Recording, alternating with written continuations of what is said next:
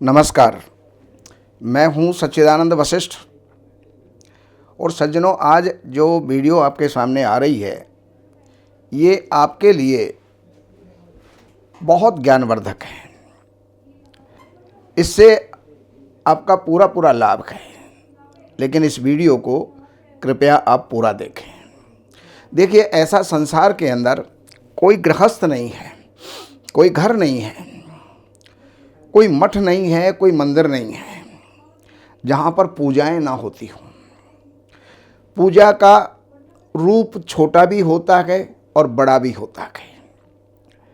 सब प्रकार की पूजा होती है, अनुष्ठान होता है, सब प्रकार के 16 संस्कार होते हैं, लेकिन उसके अंदर हम कहीं कहीं या सर्वत्र ही हम कुछ भूल करते हैं।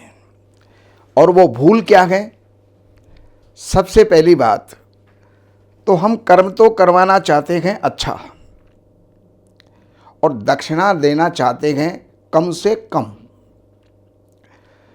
तो वहां पर भी हमारा कर्म संपन्न या पूरा नहीं हो पाता है। क्यों? कि उस कर्म को करने वाला, उस अनुष्ठान को करने वाला, उस पूजा को करने वाला या उस संस्कार को करने वाला जब तक संतुष्ट नहीं है, जब तक हमारे कार्य की पूर्णता नहीं है।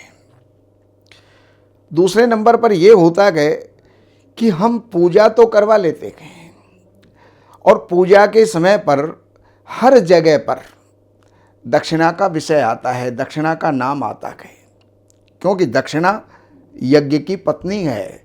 जहाँ पूजा है, जहाँ यज्ञ है, तो उसके साथ में दक्षिणा जुड़ी हुई है। तो जहाँ देवताओं की पूजा की कि यहाँ पर जो है दक्षिणा अर्पण करनी है, वहाँ पर हम क्या कहते हैं? पंडित जी कोई नहीं, सब इकट्ठा ले लेना।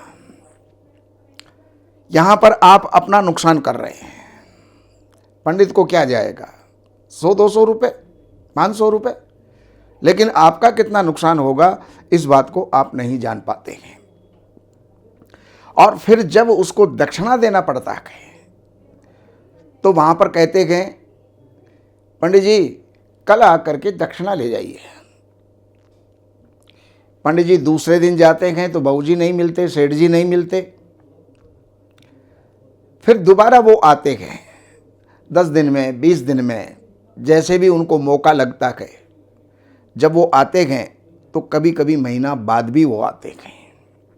अब इसमें क्या नुकसान है उस बात को सबसे पहले आप समझ लीजिए। जैसे एक कहा जाता है कि मजदूर का पसीना सूखने से पहले उसकी मजदूरी उसको मिल जानी चाहिए, उसी प्रकार यज्ञ के संपन्न होते ही इधर से हमने देवताओं का विसर्जन किया और उधर पंडित जी को दक्षिणा मिल जानी चाहिए। तत्क्षणात, तत्क्षण उसको जो है दक्षिणा मिलनी चाहिए कि कृत्वा कर्मम च कर्ता च तूर्णम दद्या च दक्षिणाम। उसको तुरंत जो है दक्षिणा देनी चाहिए। तत्क्षणम फलम आपनोति और वैदे रुक्त मिदम मुने। यहां पर कहा है कि उसी क्षण पर दक्षिणा देने से उसका संपूर्ण फल प्राप्त होता है। पूरे यज्ञ का जो फल है उस दक्षिणा में है। और वहां पर अगर आपने उस दक्षिणा को नहीं दिया और दूसरे दिन पर अगर आपने उसको डाल दिया, तो यहां पर बताया है कि दक्षिणा विप्र मुद्दिश्य तत्काले तू न दीयते। अगर उसी समय पर नहीं दिया गया तो एक रात्रे व्यतीतेतु तद्दानम द्विगुणम भवेत।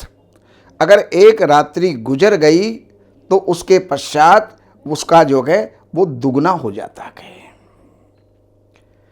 जब आप एक निर्धारित दक्षिणा भी देने में अपने आप को सक्षम नहीं पाते या नहीं देना चाहते, तो दूसरे दिन फिर दुगनी आप कैसे दे पाएंगे?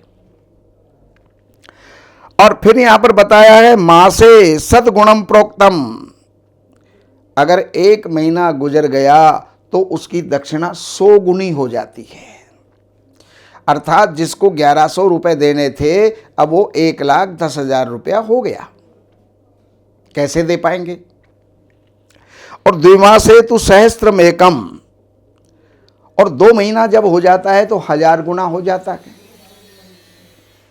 कैसे दे पाएंगे? और संवत्सरे व्यतीतेतु स दाता नरकम ब्रजेत, अगर 1 वर्ष तक भी उस दक्षिणा को नहीं दिया गया तो स दाता नरकम ब्रजेत, वो जो है नरकगामी हो जाता है।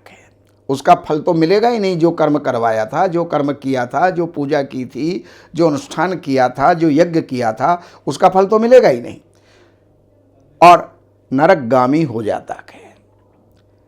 अब लोग ये कहते हैं कि हमने कर्म करवाया, कर्म किया, लेकिन जो है उसका हमें फल नहीं मिला। फल नहीं मिलेगा भाई। अगर आपने विधिवत काम नहीं किया है तो फल मिलना असंभव हो जाता है। विधिवत काम कीजिए और ब्राह्मण को जो है संतुष्ट करके भेजिए। देखिए, जो दक्षिणा आप उनको देते हैं उससे उस कर्म का चतुर्थांश आपको प्राप्त होता है, चौथा फल प्राप्त होता है, 25% फल प्राप्त होता है।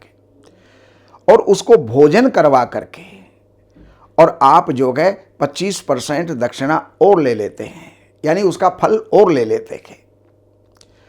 अब बहुत ज़्यादा श्रद्धा के द्वारा उस विप्र को, उस विद्वान को आपने प्रसन्न किया और उसने अपनी आत्मा से अगर आशीर्वाद दिया तो वहाँ पर आपको 75% प्राप्त हो जाता है। और आप उसके शरणागत हो जाते हैं तो आपको 100% फल प्राप्त हो जाता है। लेकिन विलंब करने के अंदर जो दोष है, जो हानि है और जो हम कर्जदार जिसके बनते हैं, वो फिर जीवन में कभी उतरता नहीं है। यही मैंने आज आपको इस वीडियो में बताया है। बाकी बहुत सी जानकारियां हैं, चाहे वास्तु से संबंधित हैं, ज्योतिष से संबंधित हैं और किसी भी कर्मकांड से संबंधित हैं, आपके दैनिक जीवन की कोई भी परेशानियां हैं, इन नंबरों के ऊपर संपर्क करके कार्यालय से अपॉइंटमेंट लेकर के कार्यालय की सेवाएं अर्पण करके और आप जो भी कुछ जानना चाहते हैं वो जान करके लाभ उठा सकते हैं। नमस्कार। हमारे यहाँ वैदिक ब्राह्मणों के द्वारा सभी प्रकार के पूजा पाठ, कर्मकांड, संगीत में विवाह, गृह क्लेश, काल सर्प दोष, व्यापार में रुकावट व नवग्रहों की पूजा आदि कराई जाती है। हमारे संपर्क सूत्र हैं 7838898421। देवज्ञ सच्चिदानंद वशिष्ठ जी से वास्तु, ज्योतिष, वैदिक अनुष्ठान, पूजा पाठ, महामृत्युंजय पाठ, शतचंडी पाठ, बगुलामुखी पाठ, भैरव अनुष्ठान आदि, राशि रत्न, रुद्राक्ष, कवच आदि हेतु संपर्क करें। हमारे संपर्क सूत्र हैं 7838898421। हमारी वेबसाइट है www.shrivashishth.com।